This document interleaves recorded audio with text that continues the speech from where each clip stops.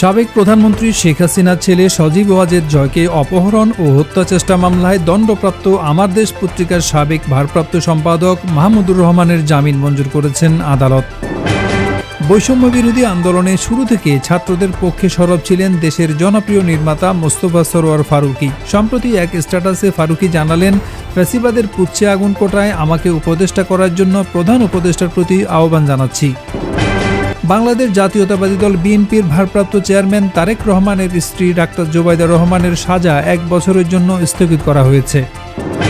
পুঁজিবাজারে কারসাজি ও আর্থিক অনিয়ম খতিয়ে দেখতে কেন্দ্রীয় ব্যাংকের আর্থিক গোয়েন্দা বিভাগ জাতীয় দলের ক্রিকেটার ও সাবেক এমপি সাকিব আল হাসান ও তার স্ত্রী উম্মে আহমেদ শিশিরের ব্যাংক হিসাবের তথ্য তলব করেছে।